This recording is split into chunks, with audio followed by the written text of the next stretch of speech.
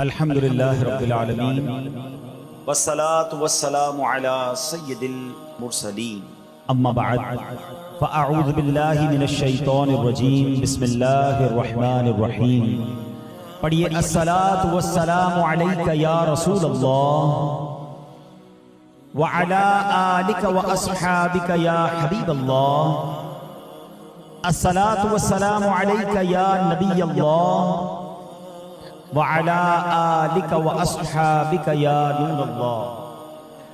درود پاک پڑھنے کے بے شمار فضائل و برکات ہیں۔ اللہ پاک کے آخری نبی رسول ہاشمی صلی اللہ تعالی علیہ وآلہ وسلم نے نماز کے بعد حمد و ثنا اور درود شریف پڑھنے والے سے فرمایا، دعا مانگ قبول کی جائے گی، سوال کر دیا جائے گا۔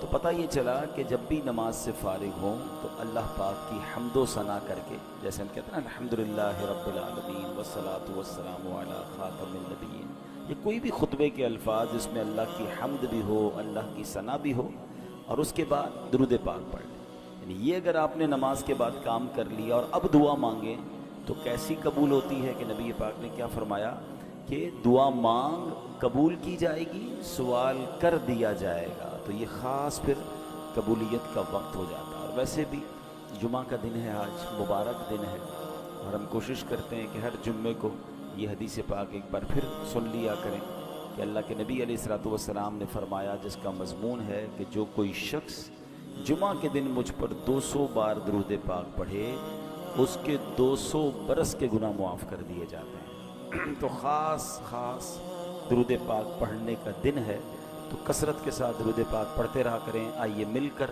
محبت کے ساتھ بآواز بلند درود پاک پڑھ لیں۔ صلو علی الحبیب صلی اللہ تعالی علی محمد صلی اللہ علیہ وسلم۔ دعائیں ہوتی ہیں مقبول اس وسیلے سے، خدا کی خاص عنایت درود پاک سے ہے۔ ازل کے دن سے میرے مصطفیٰ کے چرچے ہیں، تمام دہر پہ رحمت درود پاک سے ہے۔ اللہ درود پاک سے سچی محبت عطا فرمائے۔ جمعہ کا جو بیان ہوتا ہے اس میں الحمدللہ ہم قرآن کی باتیں، قرآن کریم فرقان حمید کی کچھ آیتیں، پھر اس کے بعد اس کا ترجمہ اور اس سے ملنے والے میسج کو سمجھنے کی کوشش کرتے ہیں۔ آج قرآن پاک کی جو آیت ہے، میں اگر یہ کہوں تو غلط نہ ہوگا کہ قرآن کی اگر مشہور ترین آیتوں میں سے ایک آیت ہے، ویری امپورٹنٹ، بہت کمال کی آیت۔ پارہ نمبر 2 ہے، سورہ بقرہ ہے، اور آیت نمبر ہے 154۔ اللہ کریم قرآن مجید میں ارشاد فرماتا ہے، وَلَا تَقُولُوا لِمَن يُقْتَلُ فِي سَبِيلِ اللَّهِ أَمْوَاتٌ بَلْ أَحْيَاءٌ وَلَٰكِن لَّا تَشْعُرُونَ۔ بڑی کمال کی آیت۔ اس کا ترجمہ کیا ہے؟ آسان ترجمہ قرآن کنز العرفان، اور جو اللہ کی راہ میں مارے جائیں انہیں مردہ نہ کہو، بلکہ وہ زندہ ہیں لیکن تمہیں اس کا شعور نہیں۔ انشاءاللہ اس آیت کے بارے میں جانیں گے، کچھ ذکر کرتے ہیں کربلا والوں کا، اور پھر اسی آیت کے تحت اس میں کچھ بات بھی کریں گے۔ روایت میں ہے کہ جنگ صفین کا موقع تھا، مولا کائنات مولا علی شیر خدا کرم اللہ تعالی وجہ الکریم میدان کربلا سے گزرے۔ یاد رہے یہ کربلا سے بہت پہلے کا واقعہ ہے۔ امام حسین کی جب شہادت ہوئی تو مولا علی تو پہلے شہید ہو چکے تھے، تو یہ بہت پہلے کا واقعہ۔ اسی مقام سے ایگزیکٹلی اس میدان سے جب حضرت علی گزرے تو آپ نے وہاں نماز فجر ادا کی اور اس کی مٹی کو اٹھا کر سونگھا، اور پھر درد بھرے لہجے میں کہا، یہ وہ جگہ ہے جہاں ایک جماعت شہید کی جائے گی، وہ سب کے سب بغیر حساب کے جنت میں داخل ہوں۔ سبحان اللہ، کیا شان ہے شہدائے کربلا کی۔ اس روایت سے مولا علی شیر خدا کرم اللہ تعالی وجہ الکریم کو اللہ کی عطا سے جو علم غیب عطا کیا گیا تھا وہ بھی معلوم ہو رہا ہے، اور یہ واقعہ تو ابھی سالوں بعد ہونا ہے، لیکن مولا علی نے پہلے بتا دیا۔ چاہیں تو اشاروں سے اپنے کایا ہی پلٹ دیں دنیا کی، یہ شان ہے خدمت گاروں کی، تو سرکار کا عالم کیا ہوگا۔ اچھا، یہاں یہ بھی پتہ چلا کہ اس میدان پہ کربلا والے امام حسین اور ان کے خاندان والے آئیں گے، شہید ہوں گے، اور سب کے سب بلا حساب جنت میں جائیں گے۔ یہ بھی ان کا مقام پتہ چل رہا ہے۔ اب آتے ہیں آیت کریمہ کی طرف۔ اب کربلا میں شریک ہونے والے خوش نصیب حسینیوں کے بڑے بڑے فضائل ہیں. ان میں بعض تو صحابہ تھے، اور ہمارا سچا پکا عقیدہ ہے کہ ہر صحابی جنتی ہے. پھر اس لشکر حسین میں صحابہ بھی تھے، تابعین بھی تھے، یعنی وہ خوش نصیب تھے کہ جنہوں نے صحابہ کرام علیہم الرضوان کی صحبت پائی. یہ بھی بڑے اونچے رتبے والے تھے. پھر ان کا امام عالی مقام امام حسین کے ساتھ کربلا میں شریک ہونا، آپ پر اپنی جانیں قربان کرنا، یہ ایک اور عظیم فضیلت بنتی ہے. اللہ اکبر. اور پھر انہیں ایک اور بڑا مرتبہ کیا ملا کہ اللہ کریم نے انہیں شہادت عطا فرمائی.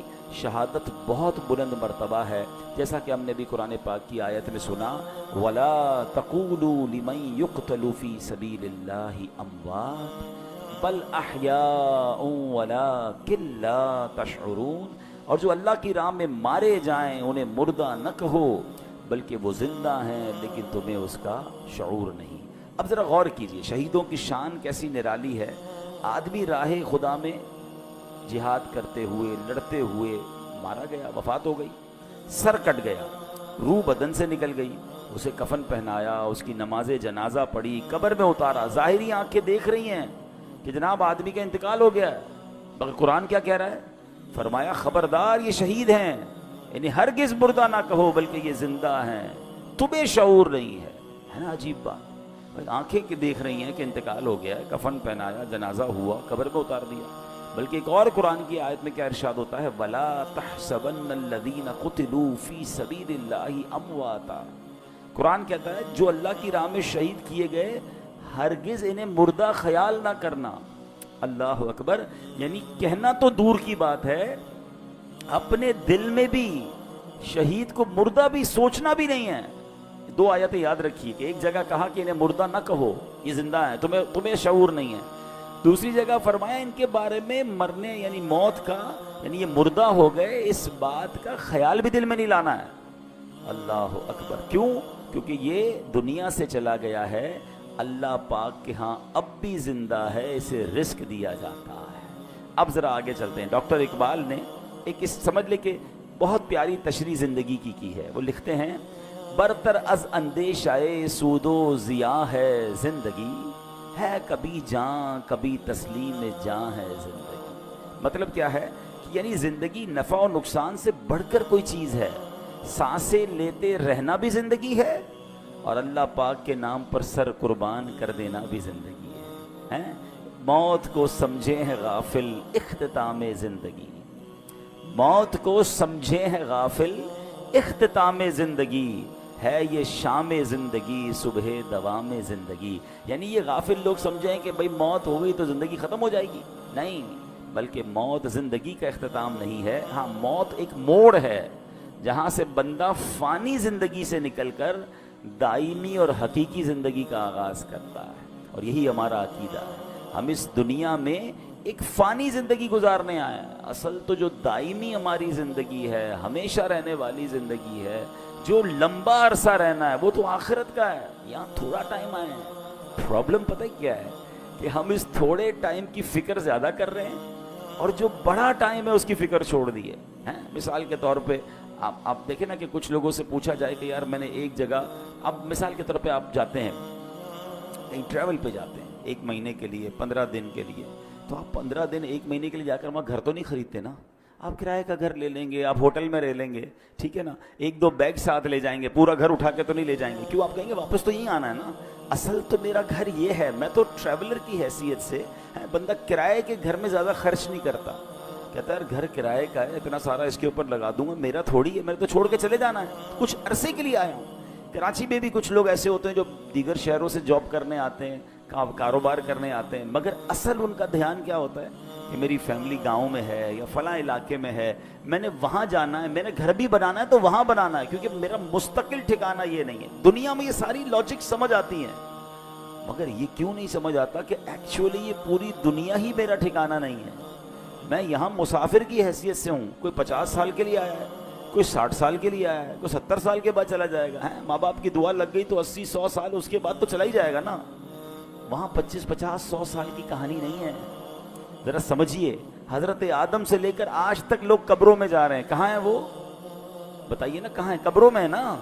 ہزاروں سال ہو گئے، ہزاروں سال سے قبر میں ہے کوئی بندہ، تو بتاؤ دنیا میں تو 60-70 سال رہا، قبر میں ہزاروں سال سے ہے، تو اس کا مطلب بڑا ٹھکانہ تو قبر تھا۔ گھر کی فکر زیادہ ہونی چاہیے تھی، قبر کی زیادہ ہونی چاہیے تھی۔ میں اور آپ مریں گے، وی ڈونٹ نو کہ کب تک قیامت آئے گی، بھائی پتہ نہیں 500 سال، 1000 سال، 2000 سال، میں نے قبر میں رہنا ہے۔ اور قبر ایک باکس کا نام نہیں ہے۔ یہ غیر مسلموں کا عقیدہ ضرور ہوتا ہوگا کہ جناب بندہ قبر میں جائے اور اس کے بعد اس کا فنش سب ختم، نہیں، ہمارا ایمان ہے کہ قبر میں حساب سوال بھی ہوں گے، قبر میں جناب عذاب اور جزا ہوگی۔ نبی پاک علیہ الصلوۃ والسلام نے واضح طور پر فرمایا، میرا ایمان، میں نے کلمہ پڑھا اپنے نبی علیہ السلام کا، ان کا فرمان میرے لیے آخری دلیل۔ میرے آقا فرماتے ہیں جس کا مضمون ہے قبر دو طرح کی ہوتی ہے۔ قبرستان جاتے ہیں نا، قبرستان میں اوپر سے قبریں ایک جیسی دکھتی ہیں، ہاں وہ ایک جملہ ہے نا محاورہ، قبر کا حال مردہ جانتا، بالکل ٹھیک ہے۔ آپ مثال کے طور پہ ڈیفینس میں چلے جائیں یا کسی ایسی سوسائٹی میں جائیں کہ جس سوسائٹی میں سوسائٹی والوں نے ایک جیسے بنگلے بنائے ہوں، تو آپ کیا کہیں گے، یار بنگلے دیکھ کے تو پتہ ہی نہیں چلتا اندر امیر کون ہے غریب کون ہے۔ پاکستان میں تو خیر اب ہر اسٹائل کا گھر دیکھ کر اندازہ ہو جاتا ہے۔ اگر آپ یو کے جائیں یا بیرون ملک میں کئی ایسے ملک ہیں جہاں سب گھر ایک جیسے ہوتے ہیں، اندر رہنے والے کا پتہ ہی نہیں چلتا کہ اس میں سے امیر کون ہے غریب کون ہے، کیونکہ سب کے گھر ایک جیسے ہیں۔ بالکل اسی طرح قبرستان ہوتا ہے، سب کی قبریں اوپر سے ایک جیسی دکھتی ہیں، مگر ہمیں نہیں پتا کہ کس کی قبر میں عذاب ہو رہا ہے، کس کی قبر جنت کا باغ بنی ہوئی ہے۔ میرے نبی علیہ الصلوۃ والسلام نے فرمایا نا کہ قبر دو طرح کی ہوتی ہے، دیر از نو تھرڈ آپشن۔ ہاں ایک اور بات سمجھیے، کراچی کی بات کر لیتے ہیں۔ کراچی میں رہنے کے کتنے سارے آپشنز ہیں، کتنی ساری کیٹیگریز بنتی ہیں۔ اگر غور کریں، کچھ لوگ ہیں جو روڈ پہ سوتے ہیں، غریب ہیں بیچارے، گھر نہیں ہیں، ایسے بھی آپ کو لوگ کراچی میں ملیں گے۔ کچھ لوگ ہیں جو بیچارے جھونپڑیوں میں رہتے ہیں، ان سے اوپر ہیں مگر بہت غریب ہیں، بیچارے جھونپڑیاں بنا کے رہتے ہیں۔ اور اوپر جائیں تو کچھ لوگ ہوں گے جو غریب علاقوں میں رہتے ہیں، جس کو ہم لوور کلاس کہتے ہیں، ٹھیک ہے۔ پھر اس کے بعد اس سے تھوڑا سا بہتر علاقہ آ جائے گا تو اس کو لوور مڈل کلاس کہتے ہیں، ٹھیک ہے۔ پھر اس کے بعد مڈل کلاس کے علاقے آتے ہیں، اوپر چلیں تو اپر مڈل کلاس ہے، پھر اس کے بعد اپر کلاس ہے، اور آگے جائیں تو کہتے ہیں ایلیٹ کلاس ہے۔ یہ کتنے کیٹیگری بن گئی ہے۔ کراچی میں میرے حساب سے 15 لاکھ کے گھر میں بھی کوئی رہتا ہے اور 150 کروڑ کے گھر میں بھی کوئی رہتا ہوگا، کتنا فرق ہے نا۔ تو کیٹیگریز ہیں، مگر قبر میں دو ہی کیٹیگریز ہیں، یہ سمجھنا ہے۔ نبی پاک نے فرمایا دو کے علاوہ تیسری نہیں ہے، دو، قبر دو طرح کی ہوتی ہے۔ اب میں نے اور آپ نے چوز کرنا ہے اسی زندگی میں لائف اچھی گزار کر کے ان دو میں سے کون سی کیٹیگری میں جانا ہے۔ آقا فرماتے ہیں یا تو جنت کے باغوں میں سے ایک باغ ہوتی ہے، یا تو دوزخ کے گھڑوں میں سے ایک گھڑا۔ اب پلیز اس بات کو ریئلائز کیجئے، میں ادھر ہمیشہ نہیں رہوں گا، میرا پہلا ٹھکانہ قبر ہے، وہ تو اچھی بنے، دو میں سے ایک ہی بنے گی نا، یا تو جنت کا باغ یا جہنم کا گھڑا۔ فیصلہ کیسے ہوگا؟ فیصلہ اس لائف سے ہوگا کہ جو دنیا میں 50 60 70 سال گزار کر لائے، وہ ایسی گزاری کہ اللہ راضی، اس کے حبیب راضی، تو پھر تو جنت کے مزے ہیں قبر میں، پھر تو ٹینشن ہی نہیں ہے۔ حدیث پاک کے ایک الفاظ ہیں بڑے پیارے ہیں کہ جب اللہ کا نیک بندہ قبر میں جاتا ہے نا، جس سے رب راضی ہو، تو پتہ ہے اس کو فرشتے آ کے کیا کہتے ہیں؟ نم کا نومت العروس، سو جا کہ جیسے دلہن سوتی ہے، سکون سے، ہاں جنت کی کھڑکی کھل جائے اور وہ مزے میں ہے۔ لیکن اللہ جس سے ناراض ہوا، نبی پاک علیہ السلام کی احادیث میں مضمون ملتا ہے، میرے آقا نے نا دونوں ہاتھ ملا کر بتایا کہ بے نمازی کو قبر ایسے دبائے گی کہ اس کی پسلیاں ٹوٹ پھوٹ کر ایک دوسرے میں پیوست ہو جائیں گی۔ آج کل عید کے دنوں میں یا کبھی دوست کوئی ملے ذرا جاندار قسم کا، زور سے دبا دے تو چیخ نکل جاتی ہے، تو جب قبر دبائے گی نا تو نبی پاک نے یہ فرمایا۔ اب یہ تو صرف بے نمازی کی سزا ہے، سود خور ہے، ظلم کرنے والا ہے، قتل کرنے والا ہے، زیادتی کرنے والے ہیں، اللہ کو ناراض کرنے والے کام چھوڑ دیں، ہم یار ہمیشہ نہیں رہیں گے، اس بات کو سمجھ جائیں۔ میں پھر یہ شعر سناتا ہوں، کیا کمال کی بات ہے، اللہ کرے سمجھ آ جائے۔ موت کو سمجھے ہے غافل اختتام زندگی، ہے یہ شام زندگی صبح دوام زندگی۔ اصل زندگی تو اس زندگی کے بعد شروع ہونی ہے۔ میں یہاں، اچھا میں اور آپ یہاں پر آئے پھر کیوں ہیں بھائی؟ ہم ایک ٹیسٹ دینے آئے ہیں، پلیز ٹرائی ٹو انڈرسٹینڈ۔ آپ سب نے ٹیسٹ دیے ہوں گے، آپ میں سے کوئی اسکول کا ٹیسٹ دیا ہوگا، کسی نے مدرسے کا دیا ہوگا، کسی نے کالج کا دیا ہوگا۔ ٹیسٹ روم میں ہمارا فوکس کیا ہوتا ہے؟ پیپر ٹھیک ہو جائے، ہیں کوئی اور کام نہیں کرتے، ادھر جا کے کوئی سوتا نہیں ہے تکیہ لے کے کہ بھائی چلو 3 گھنٹے کا پیپر ہے 2 گھنٹے سو جاؤں، اور اس کے بعد آدھا گھنٹہ کھیل کود کر لوں, آخری آدھا گھنٹہ دیکھ لوں گا, اتنی دیر میں تو گھنٹہ بچ جائے گا, چلو بھائی پیپر واپس کرو. ایگزیکٹلی زندگی ایسی ہی ہے. اور میں نہیں کہہ رہا میں آپ کو قرآن کی آیت سناؤں گا, اور تقریباً وہ آیت سناؤں گا جو آپ سب نے کئی بار سنی ہوگی. تو کون سی آیت ہے؟ اللہ قرآن میں فرماتا ہے الذی خلق الموت والحیات لیبلوکم ایکم احسن عملا.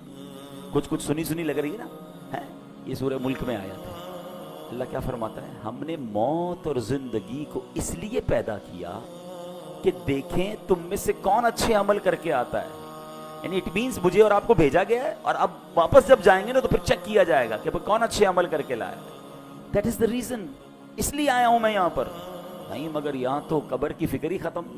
موت کی تو بات ہی کوئی نہیں کرتا نا. مرنے کی بات نہ کرو بھائی, کوئی اور بات کرو. پلاننگ بتاؤ اگلے 5 سال بعد کیا کرنا ہے, 10 سال بعد کیا کرنا ہے, اگلا فیوچر کیا ہوگا, دنیا میں کیا دیکھنا ہے. اچھا میرے اللہ نے دنیا بھی بڑی اچھی بنائی ہے. ہمیں دنیا میں انجوائے کرنے سے منع نہیں کیا, ہمیں کھانے پینے گھومنے پھرنے فیملی کو ٹائم دینے سے منع نہیں کیا, مگر اس میں کنڈیشن ایک ہی رکھی گئی ہے, یہ سب کام کرنے ہیں حرام کام سے بچ کر. بچوں کو کھلائیں اس کا ثواب ہے, فیملی پہ خرچ کریں اس کا ثواب ہے, بچوں کو خوش کریں اس کا ثواب ہے, اپنے دوستوں کو کھانا کھلائیں اس کا بھی ثواب رکھا گیا. مگر نیت کیا ہے؟ تفاخر کی, غرور کی, پراؤڈ کی, لوگوں پر روب جمانے کی نہیں. نیت اللہ کی رضا. پھر اس کے بعد حرام کام اس میں ایڈ کر دیتے ہیں. ہم بچوں کو کھلاتے کھلاتے بچوں کو حرام جگہ پہ لے جاتے ہیں, بچوں کو خوش کرتے کرتے ان کو سنیما لے جاتے ہیں. خوش کریں نا, کس نے بنا کیا ہے, لیکن حرام چیزوں سے بچیں. تو ایسی بہت ساری ڈیٹیل ہے, لیکن میں نے بس چلے, میرا موضوع چونکہ آج شہید ہے, لیکن بات چلی تو میں اس طرف لے گیا کہ مجھے اور آپ کو بھی جس طرح دنیا میں اپنے گھر کی فکر ہے, جس طرح دنیا میں رہنے کے کل کیا ہوگا, سال بعد کیا ہوگا, 5 سال بعد کیا ہوگا, سوچتے رہتے ہیں. تو یار یہ تو سوچو قبر میں کیا ہوگا, وہاں سوالات کے جوابات دے سکوں گا کہ نہیں, میری قبر جنت کا باغ بنے گی کہ نہیں. اچھا قبر پہ ہی معاملہ ختم تھوڑی ہے, قبر کے بعد تو پھر محشر کا دن ہے, اور پھر آگے جنت اور دوزخ کا فیصلہ ہے. لیکن بڑی خوبصورت بات علماء فرماتے ہیں, قبر پہلی منزل ہے. جو ادھر کامیاب ہو گیا نا وہ آگے بھی کامیاب, یعنی پہلا ٹیسٹ پاس ہو گیا ہے تو آگے بھی خیر ہے. ادھر ہی پھنس گیا. حضرت عثمان غنی رضی اللہ تعالیٰ کتنی عظیم ہستی ہیں, آپ عشرہ مبشرہ میں سے ہیں, ذوالنورین ہیں, قطعی جنتی ہیں, نبی پاک سے کئی بار جنت کی بشارت سنی ہے. مگر جب قبرستان جاتے تھے نا تو زارو کتار روتے تھے, داڑھی آنسوؤں سے تر ہو جاتی تھی. تو کسی نے کہا آپ کے سامنے محشر کا ذکر ہوتا ہے, آپ نہیں روتے, جہنم کا ذکر ہوتا ہے, اتنا نہیں روتے, لیکن آپ جب قبرستان جاتے ہیں تو بہت روتے ہیں. تو کمال کی بات فرمائی, فرماتے قبر ہی پہلی منزل ہے, جو ادھر کامیاب ہو گیا وہ آگے بھی کامیاب. تو please try to prepare beautiful grave for you. اپنی بہترین قبر بنانے کی کوشش کرنی ہے. وہ پیسوں سے نہیں ہوگی کہ میں کہوں بھائی میرے مرنے کے بعد ماربل والی قبر بنا دینا. آپ ماربل نہیں, سونے کی قبر بنا لیں. اگر اللہ ناراض ہے تو اندر عذاب ہو رہا ہو. باہر کا قبر کا کوئی کمال نہیں ہے, اندر کی کہانی اور ہے. اللہ کرے یہ بات مجھے بھی سمجھ آ جائے, یہ بات آپ کو بھی سمجھ آ جائے. اب امام حسین رضی اللہ تعالیٰ عنہ کی بات چل رہی ہے, شہیدوں کی بات چل رہی ہے. حضرت زید بن ارقم رضی اللہ تعالیٰ عنہ, شہید زندہ ہوتا ہے نا, اب ذرا سنیے گا واقعہ. میں امام حسین کا واقعہ سنانے لگا ہوں. صحابی رسول ہیں حضرت زید بن ارقم, کہتے ہیں جب یزیدی لشکر نے ظلم پہ ظلم ڈھایا کہ امام عالی مقام کے سر انور کو معاذ اللہ جب نیزے پر اٹھا لیا گیا, شہید کر کے سر مبارک کو معاذ اللہ کٹ کر کے اب نیزے پر اٹھا کر اسے گلی گلی لیے پھرتے تھے. اللہ اکبر. وہ سمجھتے تھے کہ ہم ان کو معاذ اللہ ان کی عزت ختم کر رہے ہیں, بلکہ یہ نیزے پر سر مبارک کو لے کر گھومنا بھی ان کی عزتوں کو بڑھا رہا تھا. کیا خوبصورت بات شاعر لکھتے ہیں نا, سر شہیدان محبت کے ہیں نیزوں پر بلند, اور اونچی کی خدا نے قدر و شان اہل بیت. تو وہ کہتا ہے کہ جب میں نے دیکھا کہ امام حسین کے سر کو لے جایا جا رہا ہے تو میں اپنے مکان کے اوپر والے حصے میں تھا, بالا خانے میں تھا.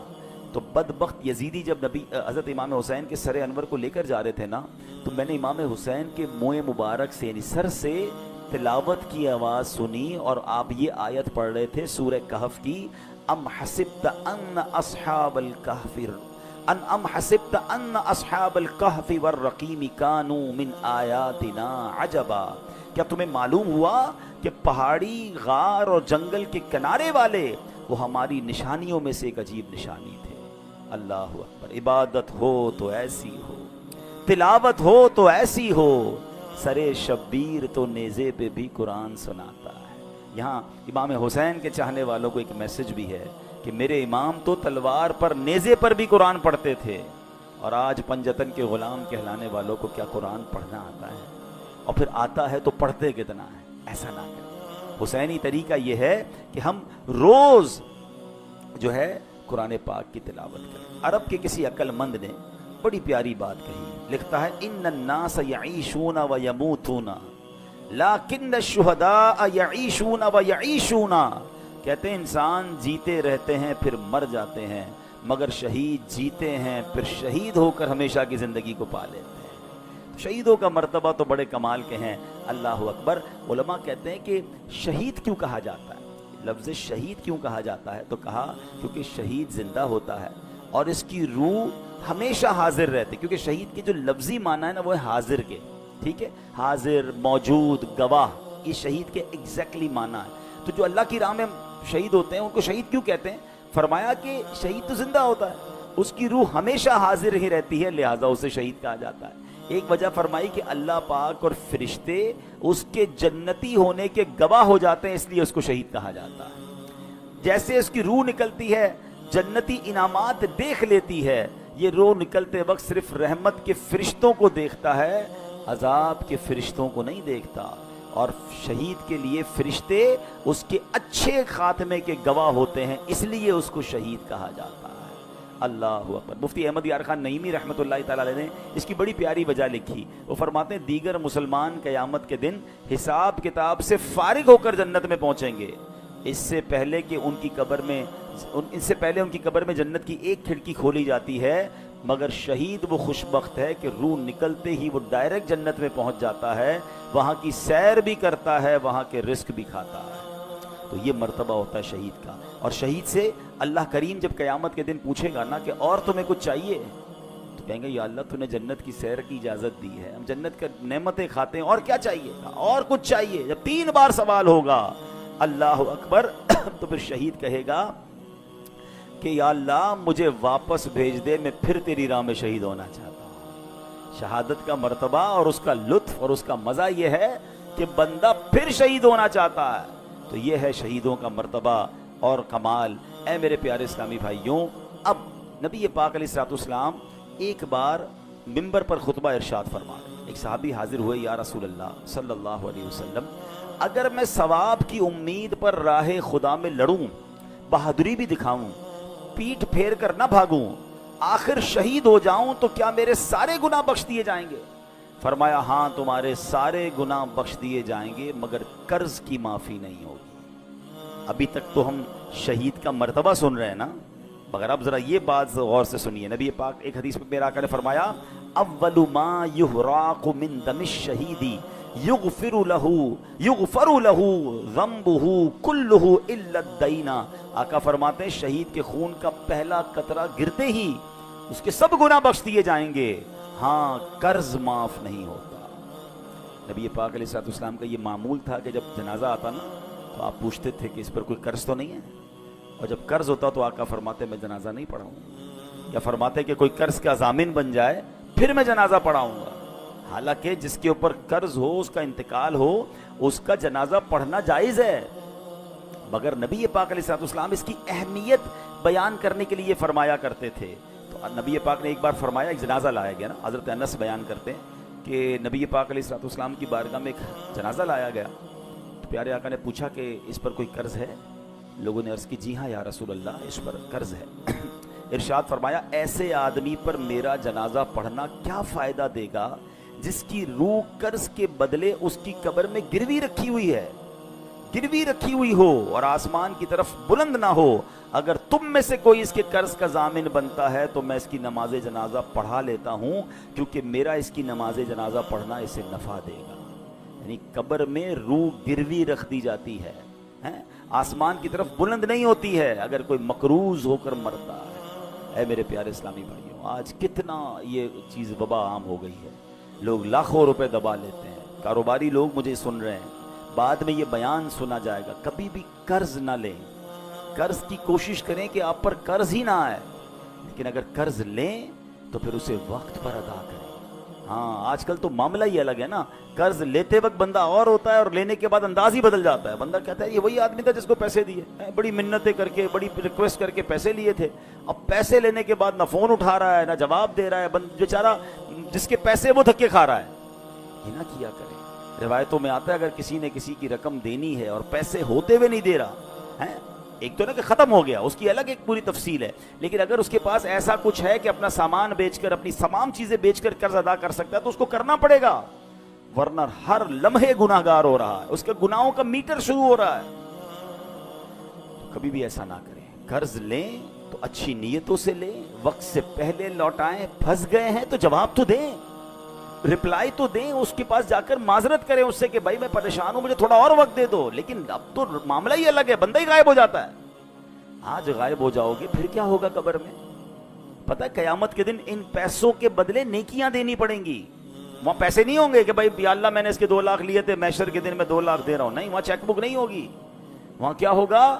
روایتوں میں آتا ہے کہ جو اعلیٰ حضرت امام اہل سنت لکھتے ہیں کہ جو کسی کے 3 پیسے جان بوجھ کر دبا لے، 3 پیسوں کی ویلیو کیا ہے؟ آج کل تو لوگ پتہ نہیں کتنا زمینوں پہ قبضہ کر رہے ہیں، پیسے دبا رہے ہیں، فرمایا اسے قیامت کے دن 700 مقبول با جماعت نمازیں دینی پڑ جائیں گی۔ ایک طرف 3 پیسے ہوں گے، اس کے بدلے دینا کیا پڑے گا؟ 700، وہ بھی مقبول با جماعت نمازیں۔ جس نے کروڑوں کھائے ہیں، جس نے زمینوں پہ قبضہ کیا ہے، جو لوگوں کا پیسہ نہیں لوٹا رہا ہے، وہ کیا جواب دے گا قیامت؟ نبی پاک نے جنازہ پڑھانے سے منع فرما دیا۔ اے میرے پیارے اسلام بھائی، نبی پاک نے ارشاد فرمایا جن گناہوں سے اللہ پاک نے منع کیا ہے ان میں سے رب کریم کے نزدیک سب سے بڑا جرم یہ ہے کہ انسان قرض لے کر مرے جس کی ادائیگی کے لیے مال نہ چھوڑے، تو یہ نہ کیا کرے۔ ہاں اب ایک اور پرابلم، پیسے لیے کاروبار میں تو چلتا رہتا ہے، بھائی کسی کا کریڈٹ ہے، کسی کا ڈیٹ ہے، میں نے کسی کو پیسے دینے ہیں، کسی سے لینے ہیں، لیکن اس کو اچھی طریقے سے لکھت پڑھت کریں، وقت پر پیسے دیا کریں، اور اگر آپ کو لگتا ہے کہ ابھی جس کو دینے وہ نہیں مل رہا یا آگے پیچھے ہو گیا تو اس کو وصیت کر کے جائیں، اپنے بچوں کو بتا کر جائیں۔ کسی کا انتقال ہوتا ہے، اگلے لوگ پریشان ہو جاتے ہیں کہ یار اس نے کسی کو گھر میں بتایا نہیں میرے پیسے ہیں۔ یعنی کتنی عجیب بات ہے کہ میں نے کسی کو رقم دینی ہے یا اس کی کوئی امانت میرے پاس ہے، میرے سوا کسی کو پتہ ہی نہیں ہے۔ یہ بہت بڑی بے وقوفی اور جہالت ہے جو عذاب قبر میں گرفتار کر سکتی ہے۔ بھائی اگر آپ کو کسی نے امانت دی ہے، کوئی رقم دی ہے، تو آپ لکھیں اس کو، اپنے بچوں کو بتائیں، اس کو بھی بتا دیں کہ بھائی مجھے کچھ ہو گیا تو یہ میرا بیٹا ہے، یہ میری فیملی ہے، تمہیں یہاں سے مل جائیں گے، تاکہ اس کو بھی تسلی ہو۔ آج کل تو اچھا یہ بھی ہمارے لوگ بھی بڑے بھولے بھالے ہیں، کروڑوں روپے کا کاروبار کریں گے، گھر میں کسی کو نہیں جانتے، صرف اسی کو جانتے ہیں، نہ اس کے بیٹے کا پتہ، نہ گھر کا پتہ، بعض اوقات تو گھر کدھر ہے یہ بھی نہیں پتا۔ تو اگر جینے کی تمنا ہے تو کچھ پہچان پیدا کر ہیں، تبھی تو شریعت کہتی ہے کہ لکھت پڑھت کر لیں، کوئی کانٹریکٹ کر لیں، 2 گواہ ہونے چاہیے، کل کچھ ہو گیا تو آپ کے پاس کوئی چیز تو ہو۔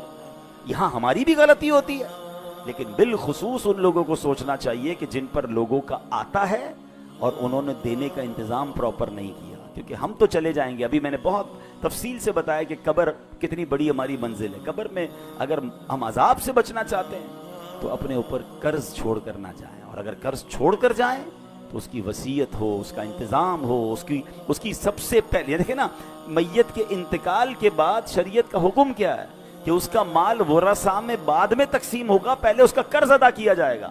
لیکن میں نے اگر قرض بتایا ہی نہیں کسی کو گھر والوں کو، اور بعد میں گھر والوں کی تربیت بھی نہیں کی، بھائی ابو مر گئے، بھائی اب ابو سے بات کریں، ہم نے نہیں دینا، بیٹے بھی ایسے کہہ دیتے ہیں۔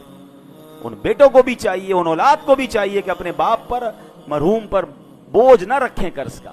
کہ آپ نے حدیث پاک سن لی ہے، نبی پاک نے جنازہ پڑھانے سے انکار فرمایا، اس سے بڑی تنبیہ کیا ہو سکتی ہے؟ اللہ کرے کہ یہ بات ہمیں سمجھ آ جائے۔ ہم شہیدوں کے حوالے سے بات کر رہے تھے، اب یہاں پر ہم دیکھیں نا، آج کے دور میں تو جہاد کرنا، دشمن فوج سے لڑنا اسلامی ریاست میں پہلے فوج کا کام ہے۔ اللہ پاک ہمارے ان فوجی جوانوں کو سلامت رکھے جو ہماری سرحدوں کی حفاظت کرتے ہیں اور اللہ کی راہ میں شہید ہوتے ہیں، لیکن ہم کیسے شہید کا رتبہ پائیں؟ ہم تو سویلین ہیں۔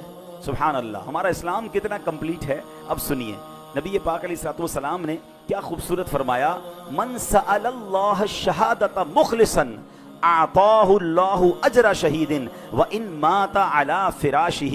میرے آقا فرماتے ہیں مسند امام احمد کی حدیث کہ جو سچے دل سے شہادت کی دعا کرے وہ اگرچہ بستر پر ہی مر جائے اللہ پاک اسے شہیدوں والا ثواب عطا فرمائے۔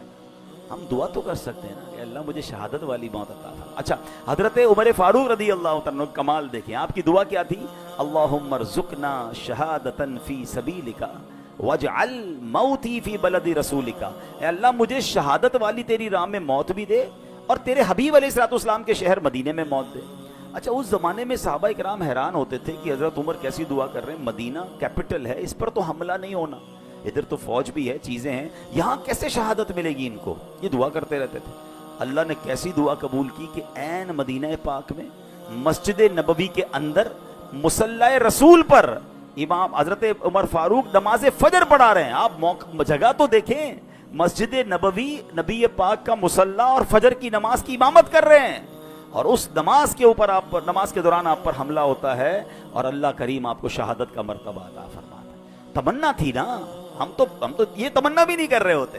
تو شہید، اگر شہادت کا رتبہ، ہم دعا کریں اللہ سے، اللہ پاک کریم ہے، ہمیں موقع مل سکتا ہے۔ اسی طرح بہت خوبصورت ایک حدیث ہے، حضرت عبداللہ ابن عمر سے روایت ہے کہ رسول ذیشان مکی مدنی سلطان صلی اللہ علیہ وسلم نے فرمایا، جو چاشت کی نماز پڑھے، ہر مہینے 3 روزے رکھا کرے، سفر ہو یا حضر، یعنی سفر میں ہو یا گھر پہ ہو، کسی حال میں بھی نماز وتر نہ چھوڑے، اس کے لیے شہید والا ثواب لکھ دیا جاتا ہے۔ تو یہ 3 کام غور کر سن لیں کہ چاشت کی نماز، اچھا اشراق اور چاشت بہت پیاری نمازیں ہیں، بڑے اس کے فضائل ہیں، اور یہ ہم کب پڑھ سکتے ہیں؟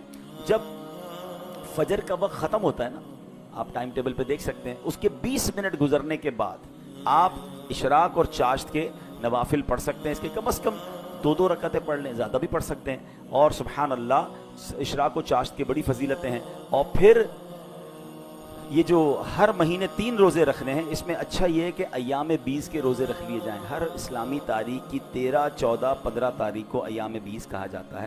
ان دنوں میں اگر آپ روزے رکھ لیں گے انشاءاللہ تو سبحان اللہ یہ سنت کی ادائیگی کی نیت سے پیر کا روزہ بھی رکھ سکتے ہیں۔ تو یہ 3 روزے اگر اللہ کرے ہماری عادت بن جائے تو شہادت کا مرتبہ مل رہا ہے، تو اور کیا چاہیے۔ حضرت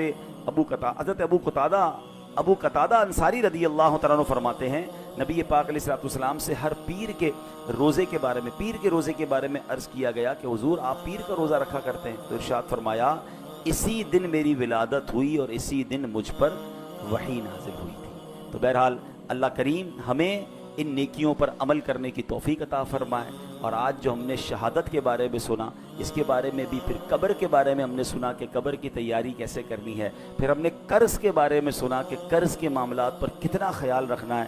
زندگی کے ایک اصول بنا لیں کہ میرے اوپر، میری ذات پر کسی کا کچھ رہ نہ جائے، جو بھی ہے ڈھونڈ کر تلاش کر کے اس کو پہنچائیں۔ دیر ہو گئی ہے تو معافی دنیا میں مانگ لیں، کیونکہ آخرت میں ہم حساب نہیں کر سکیں گے۔ اور ہم نے ایک اور چیز دیکھی ہے کہ جس کسی نے کسی کے پیسے کھائے ہیں، مال دبایا ہے، دنیا میں بھی اسے برباد ہوتے دیکھا ہے، اور جس کا کھایا گیا ہے نا، ہم نے حیرت انگیز طور پر ایسا دیکھا ہے کہ اللہ نے اس سے زیادہ اسے عطا فرما دیا ہے۔ تو مظلوم کی مدد غیب سے ہوتی ہے، ظالم برباد ہوتا ہے۔ اللہ ہمیں یہ سوچ نصیب فرمائے۔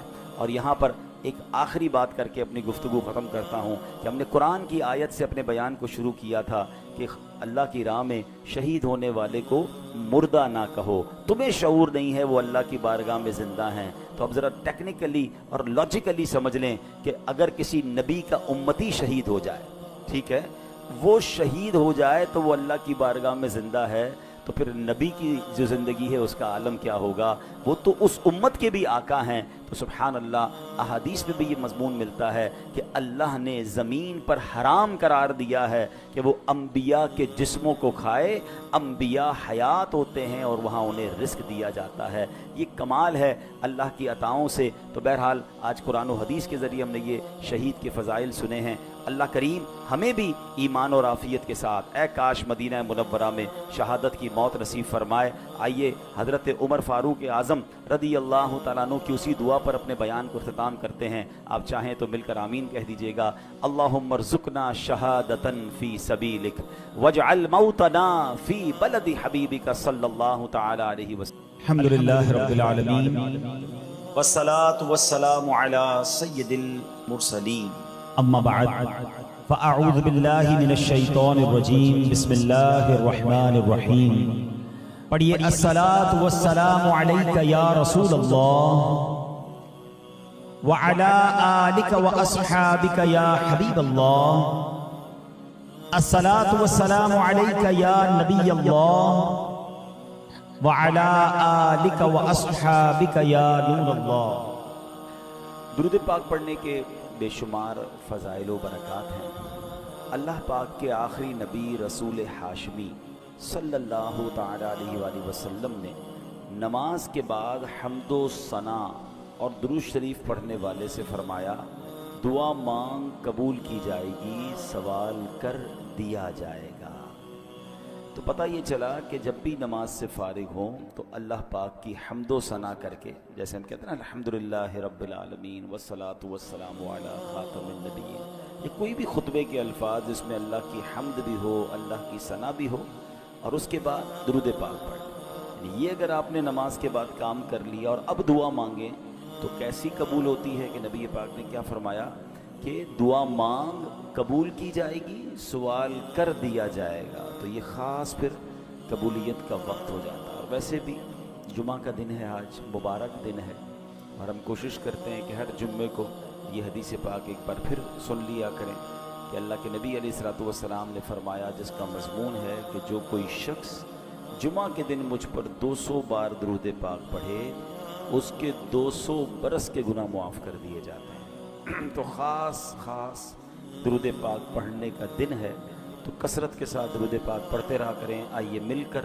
محبت کے ساتھ بآواز بلند درود پاک پڑھ لیں. صلو علی الحبیب صلی اللہ تعالی علی محمد صلی اللہ علیہ وسلم. دعائیں ہوتی ہیں مقبول اس وسیلے سے، خدا کی خاص عنایت درود پاک سے ہے. ازل کے دن سے میرے مصطفیٰ کے چرچے ہیں، تمام دہر پہ رحمت درود پاک سے ہے. اللہ درود پاک سے سچی محبت عطا فرمائے. جمعہ کا جو بیان ہوتا ہے اس میں الحمدللہ ہم قرآن کی باتیں، قرآن کریم فرقان حمید کی کچھ آیتیں، پھر اس کے بعد اس کا ترجمہ اور اس سے ملنے والے میسج کو سمجھنے کی کوشش کرتے ہیں. آج قرآن پاک کی جو آیت ہے، میں اگر یہ کہوں تو غلط نہ ہوگا کہ قرآن کی اگر مشہور ترین آیتوں میں سے ایک آیت ہے، ویری امپورٹنٹ، بہت کمال کی آیت. پارہ نمبر 2 ہے، سورہ بقرہ ہے، اور آیت نمبر ہے 154. اللہ کریم قرآن مجید میں ارشاد فرماتا ہے وَلَا تَقُولُوا لِمَن يُقْتَلُ فِي سَبِيلِ اللَّهِ أَمْوَاتٌ بَلْ أَحْيَاءٌ وَلَكِنْ لَا تَشْعُرُونَ. بڑی کمال کی آیت. اس کا ترجمہ کیا ہے؟ آسان ترجمہ قرآن کنز العرفان. اور جو اللہ کی راہ میں مارے جائیں انہیں مردہ نہ کہو، بلکہ وہ زندہ ہیں لیکن تمہیں اس کا شعور نہیں. انشاءاللہ اس آیت کے بارے میں جانیں گے. کچھ ذکر کرتے ہیں کربلا والوں کا، اور پھر اسی آیت کے تحت اس پہ کچھ بات بھی کریں گے. روایت میں ہے کہ جنگ صفین کا موقع تھا. مولا کائنات مولا علی شیر خدا کرم اللہ تعالی وجہ الکریم میدان کربلا سے گزرے. یاد رہے یہ کربلا سے بہت پہلے کا واقعہ ہے. امام حسین کی جب شہادت ہوئی تو مولا علی تو پہلے ہی شہید ہو چکے تھے. تو یہ بہت پہلے کا واقعہ. اسی مقام سے ایگزیکٹلی اس میدان سے جب حضرت علی گزرے تو آپ نے وہاں نماز فجر ادا کی اور اس کی مٹی کو اٹھا کر سونگھا، اور پھر درد بھرے لہجے میں کہا یہ وہ جگہ ہے جہاں ایک جماعت شہید کی جائے گی، وہ سب کے سب بغیر حساب کے جنت میں داخل ہوں گے. سبحان اللہ، کیا شان ہے شہدائے کربلا کی. اس روایت سے مولا علی شیر خدا کرم اللہ تعالی وجہ الکریم کو اللہ کی عطا سے جو علم غیب عطا کیا گیا تھا وہ بھی معلوم ہو رہا ہے، اور یہ واقعہ تو ابھی سالوں بعد ہونا ہے، لیکن مولا علی نے پہلے بتا دیا. چاہیں تو اشاروں سے اپنے کایا ہی پلٹ دیں دنیا کی، یہ شان ہے خدمت گاروں کی، تو سرکار کا عالم کیا ہوگا. اچھا، یہاں یہ بھی پتہ چلا کہ اس میدان پہ کربلا والے امام حسین اور ان کے خاندان والے آئیں گے، شہید ہوں گے اور سب کے سب بلا حساب جنت میں جائیں گے. یہ بھی ان کا مقام پتہ چل رہا ہے. اب آتے ہیں آیت کریمہ کی طرف. اب کربلا میں شریک ہونے والے خوش نصیب حسینیوں کے بڑے بڑے فضائل ہیں. ان میں بعض تو صحابہ تھے، اور ہمارا سچا پکا عقیدہ ہے کہ ہر صحابی جنتی ہے. پھر اس لشکر حسین میں صحابہ بھی تھے، تابعین بھی تھے، یعنی وہ خوش نصیب تھے کہ جنہوں نے صحابہ کرام علیہم رضوان کی صحبت پائی. یہ بھی بڑے اونچے رتبے والے تھے. پھر ان کا امام عالی مقام امام حسین کے ساتھ کربلا میں شریک ہونا، آپ پر اپنی جانیں قربان کرنا، یہ ایک اور عظیم فضیلت بنتی ہے. اللہ اکبر. اور پھر انہیں ایک اور بڑا مرتبہ کیا ملا کہ اللہ کریم نے انہیں شہادت عطا فرمائی. شہادت بہت بلند مرتبہ ہے، جیسا کہ ہم نے بھی قرآن پاک کی آیت میں سنا، وَلَا تَقُولُوا لِمَن يُقْتَلُ فِي سَبِيلِ اللَّهِ أَمْوَاتٌ بَلْ أَحْيَاءٌ وَلَٰكِن لَّا تَشْعُرُونَ. اور جو اللہ کی راہ میں مارے جائیں انہیں مردہ نہ کہو، بلکہ وہ زندہ ہیں لیکن تمہیں اس کا شعور نہیں. اب ذرا غور کیجئے، شہیدوں کی شان کیسی نرالی ہے. آدمی راہ خدا میں جہاد کرتے ہوئے لڑتے ہوئے مارا گیا، وفات ہو گئی، سر کٹ گیا، روح بدن سے نکل گئی، اسے کفن پہنایا، اس کی نماز جنازہ پڑھی، قبر میں اتارا. ظاہری آنکھیں دیکھ رہی ہیں کہ جناب آدمی کا انتقال ہو گیا ہے، مگر قرآن کیا کہہ رہا ہے؟ فرمایا خبردار یہ شہید ہیں، یعنی ہرگز مردہ نہ کہو بلکہ یہ زندہ ہیں، تمہیں شعور نہیں ہے. ہے نا عجیب بات؟ آنکھیں کہ دیکھ رہی ہیں کہ انتقال ہو گیا ہے، کفن پہنایا، جنازہ ہوا، قبر میں اتار دیا. بلکہ ایک اور قرآن کی آیت میں کیا ارشاد ہوتا ہے، وَلَا تَحْسَبَنَّ الَّذِينَ قُتِلُوا فِي سَبِيلِ اللَّهِ أَمْوَاتًا. قرآن کہتا ہے جو اللہ کی راہ میں شہید کیے گئے ہرگز انہیں مردہ خیال نہ کرنا. اللہ اکبر. یعنی کہنا تو دور کی بات ہے، اپنے دل میں بھی شہید کو مردہ بھی سوچنا بھی نہیں ہے. دو آیتیں یاد رکھیے کہ ایک جگہ کہا کہ انہیں مردہ نہ کہو، یہ زندہ ہیں، تمہیں شعور نہیں ہے. دوسری جگہ فرمایا ان کے بارے میں مرنے یعنی موت کا، یعنی یہ مردہ ہو گئے، اس بات کا خیال بھی دل میں نہیں لانا ہے. اللہ اکبر. کیوں؟ کیونکہ یہ دنیا سے چلا گیا ہے، اللہ پاک کے ہاں اب بھی زندہ ہے، اسے رزق دیا جاتا ہے. اب ذرا آگے چلتے ہیں. ڈاکٹر اقبال نے ایک سمجھ لے کہ بہت پیاری تشریح زندگی کی ہے. وہ لکھتے ہیں، برتر از اندیشہ سود و ضیاء ہے زندگی، ہے کبھی جاں کبھی تسلیم جاں ہے زندگی. مطلب کیا ہے کہ یعنی زندگی نفع و نقصان سے بڑھ کر کوئی چیز ہے. سانسیں لیتے رہنا بھی زندگی ہے، اور اللہ پاک کے نام پر سر قربان کر دینا بھی زندگی ہے. موت کو سمجھے ہیں غافل اختتام زندگی، موت کو سمجھے ہیں غافل اختتام زندگی، ہے یہ شام زندگی صبح دوام زندگی. یعنی یہ غافل لوگ سمجھیں کہ بھئی موت ہو گئی تو زندگی ختم ہو جائے گی. نہیں، بلکہ موت زندگی کا اختتام نہیں ہے. ہاں، موت ایک موڑ ہے جہاں سے بندہ فانی زندگی سے نکل کر دائمی اور حقیقی زندگی کا آغاز کرتا ہے. اور یہی ہمارا عقیدہ ہے. ہم اس دنیا میں ایک فانی زندگی گزارنے آئے ہیں. اصل تو جو دائمی ہماری زندگی ہے، ہمیشہ رہنے والی زندگی ہے، جو لمبا عرصہ رہنا ہے، وہ تو آخرت کا ہے. یہاں تھوڑا ٹائم آئے ہیں.